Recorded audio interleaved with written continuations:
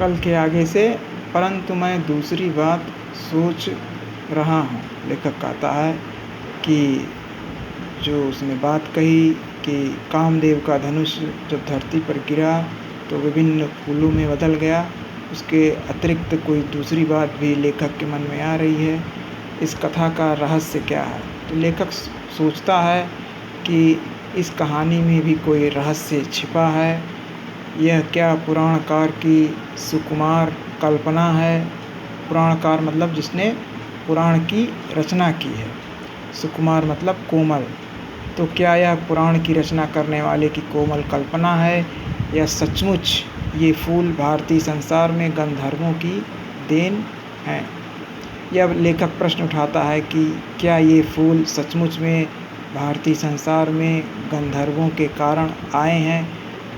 कहने का मतलब है कि जो कामदेव है वो गंधर्व का ही पर्यायवाची है, और जब कामदेव का धनुष टूटा तो ये फूल बने। तो लेखक ये अनुमान लगाता है कि क्या ये फूल गंधर्वों के कारण हमारे यहाँ आए। एक निश्चित काल के पूर्व इन फूलों की चर्चा हमारे साहित्य में मिलती भी नहीं। तो लेखक ने संस्कृत ग्रंथों का बहुत अधिक अध्ययन किया है, तो वो ये अनुमान लगाता है कि एक निश्चित समय के पूर्व के जो ग्रंथ हैं उन ग्रंथों में ये फूल अर्थात चमेली, बेला इत्यादि फूल जो हैं जिनकी चर्चा ऊपर की गई, उन फूलों की चर्चा पुराने साहित्य में नहीं मिलती। सोम तो निश्चित रूप से गंधर्वों से खरीदा जाता था। सोमरस का पान आर्य लोग करते थे। तो लेखक ने ग्रंथों का अध्ययन करके यह निष्कर्ष निकाला है कि जो सोमरस था वो निश्चित रूप से गंधर्वों से खरीदा जाता था। ब्राह्मण ग्रंथों में यज्ञ की विधि में यह विधान सुरक्षित रह गया है। तो ब्राह्मण ग्रंथ में जो वैदिक धर्म है उसके कर्मकांड इत्यादि के बारे में चर्चा की गई है। तो वहाँ के उन ग्रंथों में यज्ञ के तरीके में सोमरस का प्रयोग मिलता है। ये फूल भी क्या उन्हीं से मिले? तो जिससे सोमरस बनाया जाता है, तो क्या ये फूल भी गंधर्वों से मिले? कुछ बातें तो मेरे मस्तिष्क में बिना सोचे ही उपस्थित हो रही हैं। लेखक के मन में कुछ बातें अपने आप ही आ रही हैं। यक्षों और गंधर्वों के देवता कुबेर, सोम, अप्सराएं यद्यपि बाद के ब्राह्मण ग्रंथों में भी स्वीकृत हैं, तथापि पुराने साहित्य में आप देवता के रूप में ही मिलते हैं।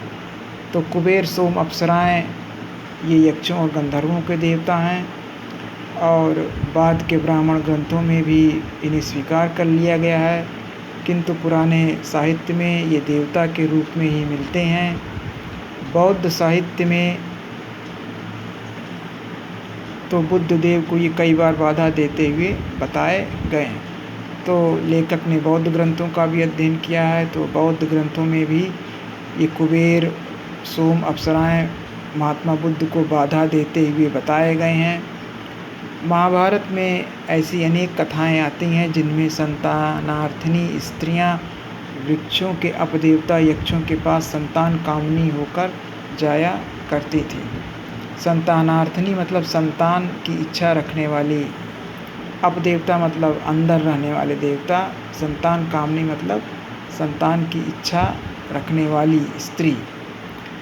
तो महाभारत में ऐसी अनेक कथाएं आती हैं जिसमें संतान की इच्छा रखने वाली स्त्रियां वृक्षों के अपदेवता अर्थात वृक्षों के अंदर रहने वाले देवता यक्षों के पास संतान की इच्छा लेकर जाया करती थी।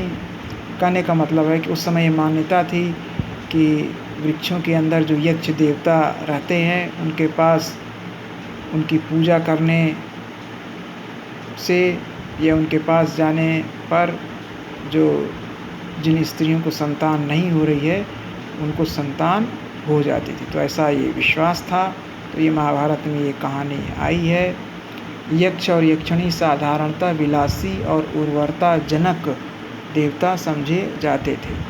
तो यक्ष और यक्षिणी जो देवता के रूप में माने जाते थे, ये विलासी समझे जाते थे और उर्वरता जनक अर्थात संतान की इच्छा पूरी करने वाले ये लोग समझे जाते थे। कहने का मतलब यक्ष और यक्षिणी संतान की इच्छा पूरी करने वाले देवी देवता समझे जाते थे।